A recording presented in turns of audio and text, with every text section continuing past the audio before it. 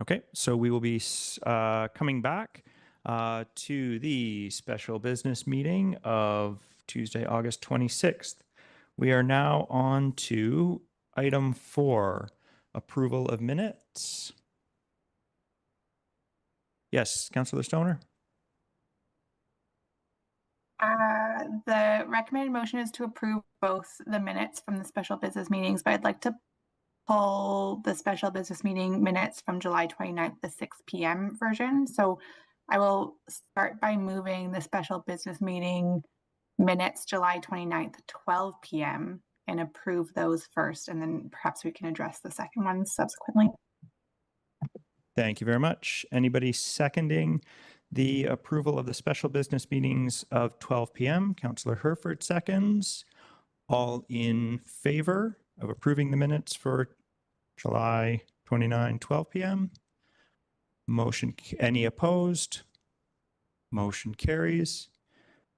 Yes, Councillor Stoner, you wanted to pull the special business meeting of the minutes from the special business meeting at 6 p.m.?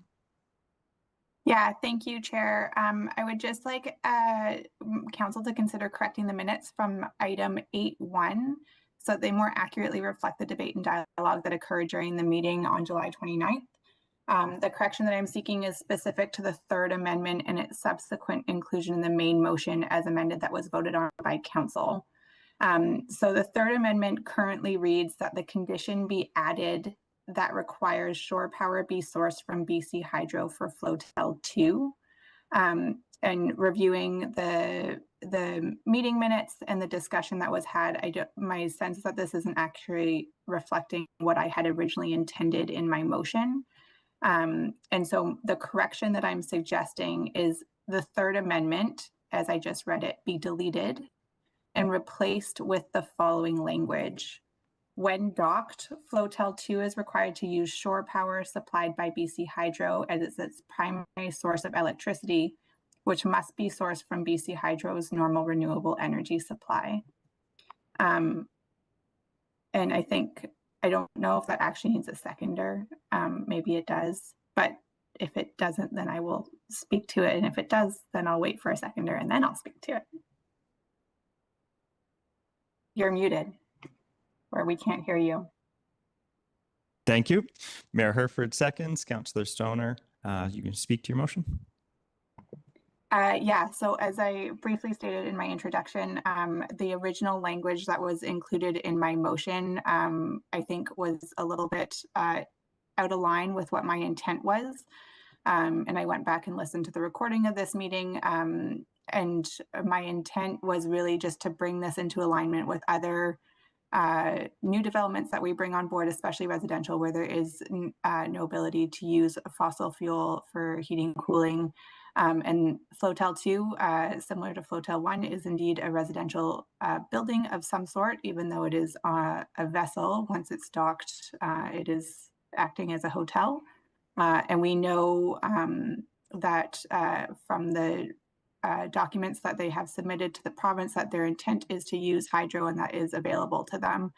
So this is really just a requirement and a clear requirement in the condition of the TUP that be included as a condition of the issuance of the TUP, that power supply is provided from a renewable energy source like BC Hydro. Thanks very much. I'll go to the seconder for comment, and then I saw Councillor Pettingill's hand. Yeah, thank you. Just a note for the team there, my electronic raise hand button isn't working, so I'll be waving my hand until that happens. Yeah, thank you for the Councillor Stoner for bringing this forward. I think this language actually accurately reflects what I feel the debate was during the conversation. So I'm happy to support and any opportunity to provide additional clarity to our actions around this table, I think are worthwhile. So thank you. Thank you, Mayor Herford. Councillor Pettingill. Yeah, thanks. And I support this clarification in the minutes. I think I said at the time in the evening, probably more than once, that was finding the evening very challenging, and normally I'm on top of things, but it was a very, very full and very long day even after this topic. And so when I read the minutes, it wasn't quite what I had recalled.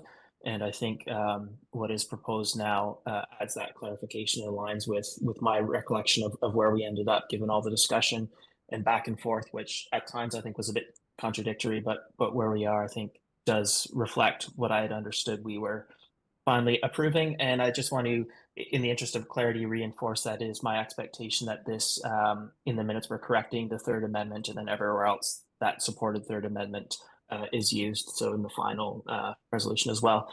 And so with that, I thank my colleague for the correction. Thanks for that. And maybe I'll just seek clarity from staff with this correction to the minutes. This would apply to everywhere that this amendment appears in the minutes. Is that correct? That is correct. So on page 7 of the minutes, under the main motion as amended, point 2 would be updated to reflect the correction to the third amendment as proposed by Councillor Stoner. Thank you very much. Any other questions on this correction? All right. Yes, Ms. Van Brugge. Could I confirm that the minutes are going to be approved as corrected, just to ensure we're all on the same page? Yeah. That's the language that needs to be used in this case, yes. And that's, we need a council, I just want to clarify, we need a council motion to approve the minutes as amended. That should be what is on the floor currently, that incorporates the condition that's been deleted and the revised language as proposed by Councillor Stoner, with the addition of the clarity proposed by Councillor Pettengill for inclusion in the main motion as amended. Okay, thank you very much. So with that, are there any questions on what we will be voting? I'll call for a vote on the approval of the minutes as amended by Councillor Stoner's proposal.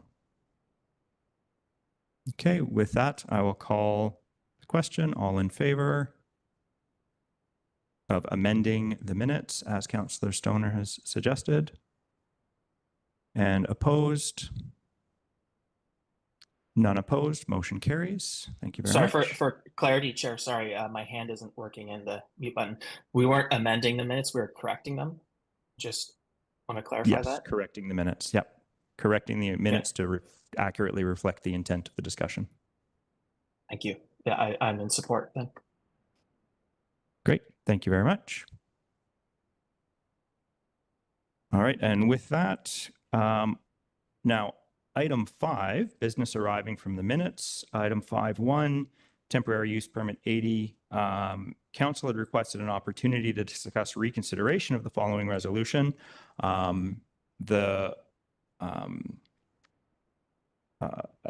clarification of the minutes may have achieved that objective. So I'd like to give this opportunity if any councillors would like to bring that forward.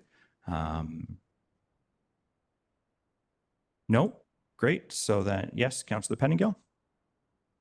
Just in the interest of clarity, I understand our procedures bylaw does still allow a councillor to bring something back within 30 days. I am not in a position, because I did not vote with the majority, to do that. I may decide to lobby one of my colleagues to do that. Whether or not I'll be successful or whether or not I decide to do that is an open question. But at this point, you know, I think we'll have to leave reconsideration for next week, if at all. Thank you. Yes, reconsideration is for only those councillors who voted in the majority may call a question for reconsideration. Okay, so with that, that's the completion of item 5. On to item 6, motion to close. Recommendation pursuant to section 90 of the Community Charter that the meeting be closed for consideration of labor relations or other employee relations. Looking for a motion to close. Councillor Stoner moves. Mayor Herford seconds. Any opposed? No, thank you. We will close the meeting now, and I guess we need to recess for 10 minutes, 15 minutes? 15 minutes. We'll recess for 15 minutes and come back in the closed link. Thank you very much, everybody.